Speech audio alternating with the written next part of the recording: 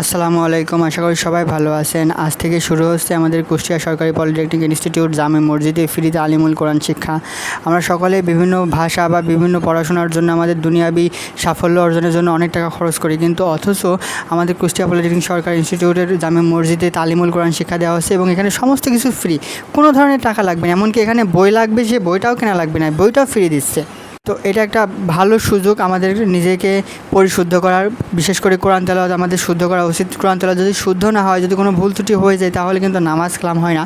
তো যাই হোক, আমি যেহেতু এর আগে গ্রামে থাকতে গ্রামের মসজিদ থেকে শিখেছিলাম, তো আমার ভুল ত্রুটি হয় নাকি আমি সঠিক জানি না, বাট মাঝে সাথে আমি মসজিদকে শোনাইছি, এবার বলেছিল যে হয় ঠিক আছে। কিন্তু তারপরেও নিজেকে আরও ভালো করতে, আরও শুদ্ধ করতে, নিজেকে আরও মজবুত করতে আমি আবারও এখানে জয়েন হলাম। তো তোমরা যারা কুষ্টিয়া পলিটেকনিক সরকারি পলিটেকনিক ইনস্টিটিউটের আশপাশে আসো, তুমি যদি এই ইনস্টিটিউটের পাশে এই ইনস্টিটিউটে নাও পড়ো, বা আপনারা যদি অনেক বড় বয়সে বড় হন, তারপরে আপনারা এখানে আসতে পারবেন, জয়েন করতে পারবেন সম্পূর্ণ ফ্রিতে। এটা মূলত এশার নামাজ পরে পড়ানো হবে এবং সপ্তাহে 3 দিন করানো হবে। সপ্তাহে 3 দিন ক্লাস নেওয়া হবে এশার নামাজের পরে।